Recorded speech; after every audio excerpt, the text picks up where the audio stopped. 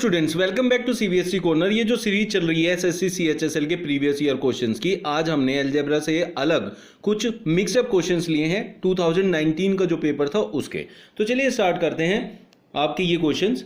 एक छात्र ने एक संख्या का गुणा 10/3 के बजाय 3/10 से कर दिया। इस गणना में प्रतिशत त्रुटि कितनी होगी? अब जो आना चाहिए था एक्चुअली में जो आया है, उन दोनों में कितने प्रतिशत का जो है त्रुटि है वो आपको बतानी है। ऐसे क्वेश्चन में 10/3 से मल्टीप्लाई करना था और 3/10 से कर दिया है। तो ऐसे क्वेश्चंस में इसकी मल्टीप्लाई इसमें, मतलब पहली संख्या का स्क्वायर जो कि है 100 और इसकी मल्टीप्लाई इसमें जो कि है 9, इन दोनों का जो अंतर है वो आपकी प्रतिशत त्रुटि होती है। सीधा सीधा आंसर आपका आता है, तो ऑप्शन सी जो है वो आपका करेक्ट आंसर हो जाता है। अगर आप इसको वैसे करना चाहते हैं तो उसमें आपने क्या करना है, देखिए आपने जो 10/3 है और 3/10 है, इसमें ऐसी संख्या लेनी है जो दोनों से कट जाए, वो 30 होती है। उसने कहा कि उस संख्या को 10/3 से गुणा करना था, तो 10/3 से मैं से गुणा करूं तो 3 हम 30, 10 ढाई 100, तो ये 100 बन जाएगा। जबकि उसने 3/10 से गुणा कर दिया है, तो 30 गुणा 3/10, 0 से 0 कैंसिल, 9 हो गया। तो आप सीधा सीधा देखें, 100 के बजाय हमने 9 लिया है, तो सीधा सीधा 91% की कमी कर दी, त्रुटि कर दी। तो ऐसे भी आप निकाल सकते हैं, दोनों तरीके में से कोई सा भी यूज कर सकता है। उस सेक्टर का क्षेत्रफल क्या होगा जिसका केंद्रीय कोण 90 डिग्री है और वृत्त की त्रिज्या 14 सेंटीमीटर है? सबसे पहले ऐसे क्वेश्चन में क्या करते हैं, जो आपका सर्कल है उसका जो क्षेत्रफल है उसको आप निकालें, जो कि होता है पाई आर का वर्ग। पाई होता है 22/7 गुणा में 14 गुणा में 14, क्योंकि त्रिज्या 14 दी हुई है, 7 दूनी 14। अब जो आपको निकालना है सेक्टर, सेक्टर होता है सर्कल का कुछ हिस्सा, जैसे ये है इस सर्कल का हिस्सा 90 डिग्री पे, मतलब 1/4 हिस्सा होता है। 90 डिग्री मतलब 1/4 हिस्सा, तो इसे 4 से भाग कर देंगे तो 1/4 वहां निकल के आ जाएगा। 2 दूनी 4, 2 से इसे काट देते हैं, 7 आएगा। 22 154 होता है, तो इसका मतलब 154 वर्ग सेंटीमीटर आपका जो है उस सेक्टर का क्षेत्रफल हो जाएगा। एक मिसाइल 1422 किलोमीटर प्रति घंटा की गति से चलती है। एक सेकंड में वे कितने मीटर की दूरी तय करेगी? आपको फाइंड करना है दूरी, और दूरी बराबर होता है चाल गुना समय। चाल हमारी है 1422, चाल गुना में समय, समय है वो कह रहा है 1 सेकंड में, 1 सेकंड में तो 1 से मल्टीप्लाई करेंगे। लेकिन ये जो चाल है ना, ये किलोमीटर प्रति घंटा में है और आंसर मीटर में आएगा और समय सेकंड में है, तो इसलिए इसको 5/18 से मल्टीप्लाई करते हैं।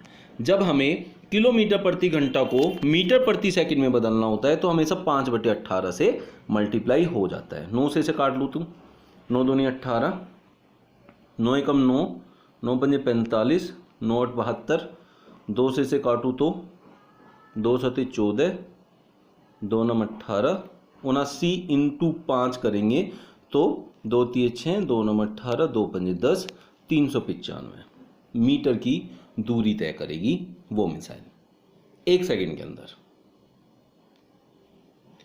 ए एक काम को 20 दिन में और बी 10 दिन में करता है, तो ए का जितने दिन है वो यहां लिख लीजिए, बी के जितने दिन है उनको यहां लिख लीजिए और उन दोनों का ले लीजिए लघुत्तम। ये मान के चलें कि ये जो 20 है ना, ये टोटल काम करना है उन दोनों को। अब ये लेता है 20 दिन, ए जो है 20 दिन ले रहा है, तो इसको इससे भाग करे 20 एकम 20, मतलब ये रोज एक काम करता है, क्योंकि 20 काम करने हैं, 20 दिन लगते हैं तो एक काम होगा। 10 दूनी 20, ये 2 काम रोज करता है। अब उसने कहा यदि वे दोनों 5 दिन एक साथ मिलकर काम करें, एक साथ मिलकर काम करने में एक काम ये करेगा, 2 ये करेगा, टोटल 3 काम हो जाएंगे। 3 काम 5 दिन तक करेगा दोनों साथ में, तो 15 काम निपट जाएंगे। अब वो कह रहा है कि कितना भाग बाकी रह जाएगा, तो पहले ये देखेंगे कितना काम बाकी रह गया। 15 काम हो गए, 20 काम करने थे, तो 5 काम बचे, कितने में से? 20 में से, ऐसे बनता है उसका हिस्सा। तो 5 चौक 20, इसका मतलब 1/4 काम अभी बचा हुआ है।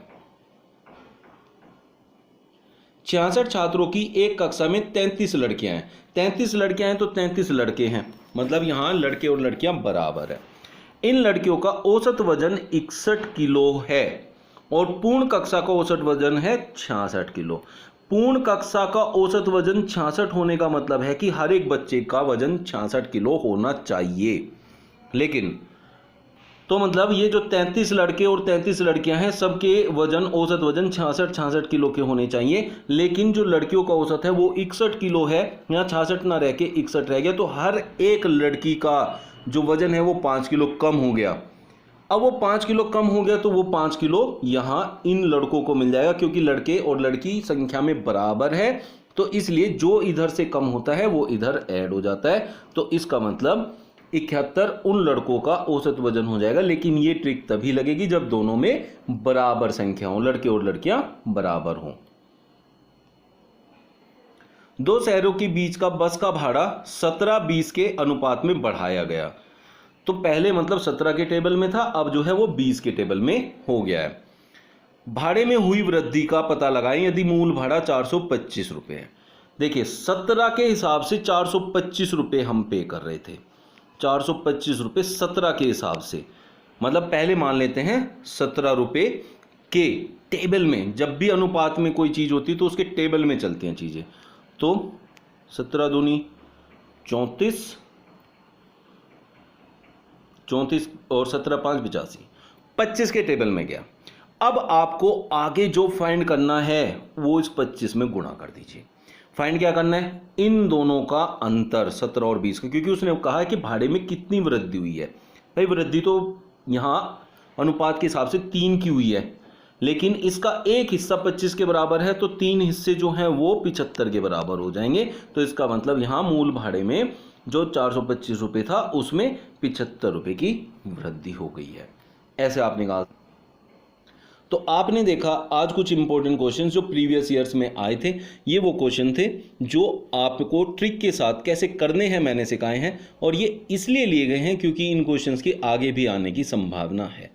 आपको वीडियो कैसा लगा कमेंट बॉक्स में ज़रूर बताइए, और लाइक करना और शेयर करना ना भूलें वीडियो को। जो भी आपके जान पहचान वाले हैं उनको इसको भेज दीजिए वीडियो को, क्योंकि अच्छी वीडियो है जो CHSL की प्रिपरेशन कर रहे हैं। मिलते हैं नेक्स्ट वीडियो में। Thank you.